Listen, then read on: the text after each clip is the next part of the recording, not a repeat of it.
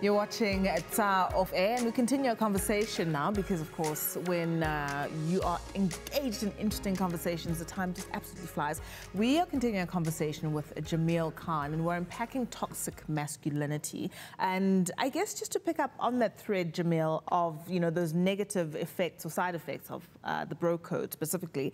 I was watching a movie last night, and there was a scene, gangster movie, probably should have expected it, but there was a scene where a woman was about to be raped, and I switched off the screen immediately because I just realized there's a point where you've just had enough, where it's not entertainment or interesting or serves to move the story forward to see someone being violated on screen. It really triggered me. Yeah. I don't know when I took this turn, of being sensitive or just, not appreciating this anymore. But do you think that creatives, whether it's artists, whether it's producers and directors, need to start taking their creative, vehicle more seriously? Because so much in popular media and the stuff that we consume actually does sort of valorize and glorify and even downplay the violation and the abuse of women, Yeah, so, I think for me, an important part of what creative work should do is to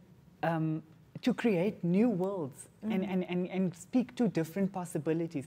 So yes, there is the part about it that needs to highlight the realities of what's going on. Course. But beyond that, there's also a way in which we can write different endings and start impacting people's minds and hearts, right? So I think the way in which a lot of popular culture and media literally just go and regurgitate the realities around us and don't problematize it, don't make any kind of social commentary on how it should change. In some ways, it normalizes it and it keeps on making it okay to happen. And in some ways, it becomes aspirational. Yeah. And I guess some of it was also just like, just maybe suggested. Yeah. We were about to see it. And I think that's when I shut down. Yeah. I didn't realize I'd been impacted so much. Yeah. I mean, one of the big things about this bro code is this pack mentality. Yeah.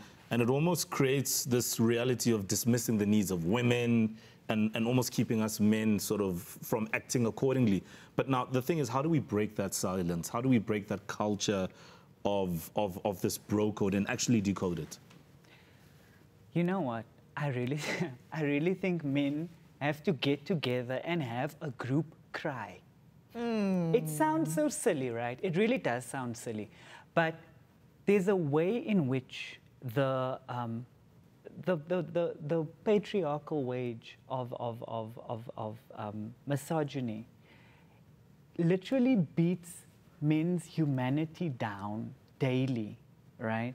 And again, this is the other part of this is different kinds of men respond differently, and it has different impacts.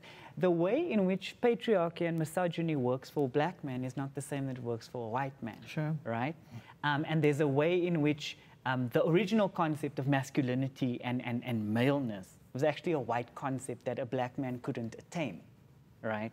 And so to also educate, to be educated about the history of these things and where it comes from. I really think at the moment there's a way in which people are just doing things because that's the way it's always been done, right? And you don't even know why you're doing it anymore. You look around you and you're like, this is so wrong, this is so horrible, people are hurt, people are crying, and I'm like, but what am I supposed to do? This is how we do it. And there's a way in which we really need to stop and go, where does this come from? Why is this happening? And also stop expecting the victims of the violence to carry the emotional and intellectual burden of educating us about why this is wrong. The same way we say the same thing about racism, right? And that, it's not our job, black and brown people, to teach white people how to act right. I'm correct. But also it can be quite a job, and I don't mean to be a crybaby, but within my circle of friends, you have to be. Within my circle of friends. I mean, there's this instances where we have to keep reminding each other of good and bad behavior. And sometimes it's a very long process because you see, I see some of my male friends making the same mistakes over and over again. treating women in a certain way over and over again that is not kosher. No, I'm going to ignore her because she's not saying the things I want to hear. I'm wrong, but I'm going to ignore her instead of meeting her halfway to resolve whatever the issue is. It's that sense of things. No, I'm asking, do we really call it out? Because the reason why a lot of people who are toxic are friends with each other, it's because nobody's really calling it out. Do we really call it out? Maybe that's the conversation that we need to have as guys. Are we really calling out bad behavior? Because I know in my friendships, I'm that type of person that I will call it out. And I'm glad that you mentioned crying. I'm so glad I come from a family of male criers. Oh, my father and his brothers cried. Maple, you know, I want to ask you a question. What does calling a man out look like for you? And maybe some suggestions from you as well, Jamil. What does it look like? I'm glad that we're doing this on Trending Off Air. Yeah. No, it's to say this is rubbish, actually. To just say this is rubbish. And if you want us to continue as friends, certain behaviors need to stop. I've cut out 2 friends for things that they did. There was a friend that I cut out because he was abusive. And it was that easy. I was just like, I can't be friends with you because you think that it's okay to beat up your girlfriends. But a lot of men don't do that. You know, that's what we need to start doing because we want to protect the kind of crews that we have with each other. So there's certain things that where Mo would need to put his foot down, but he wouldn't. He would go, but Njayami, come on. You know, and that's not a Njayami, come on. It's that, bruh, can I talk to you outside? Actually, what you're doing right now is booped up.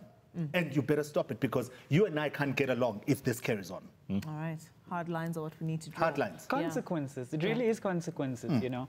The idea that, so you speaking about, you know, having conversations with a friend, and then you have the conversation, but you remain friends with them, right? So that, in some ways, is like it's optional if you want to do something about this. I'm still going to be here, and I'm still going to be your friend, but there aren't really consequences for this. So whether you do it or not, I just want you to know. And then you rest easy in the knowledge that, oh, I spoke to him. You need to implement consequences. If you believe that your values are not aligned to something like that, then you cannot possibly reward somebody with your friendship and your presence for doing the exact opposite. And we do it all the time. And that is such a valid point, also considering that we are protecting egos and we are massaging people's emotions because, oh, if we kick him out of the clique, oh, poor guy. But maybe that's what needs to happen. Yeah, definitely. Jamil, there's never enough time. Thank you so much for your time this evening. It's always a pleasure to have you on Trending SA. In this case, it's Off Air. You're coming back for our next conversation, right? He lives down the road. He's always going to come back. Right? He literally camps by the gate and goes, can I be on tonight? Am I on tonight? Am I on tonight? Well, thanks so much. You can catch, I guess, another episode or segment. What do we call it? Segment? It's an episode. It's an episode. Everything we do is important. Of Trending SA. And just watch out for it on the socials, okay? We just drop them and sprinkle them around from time to time. You know where to find us. Sound 3.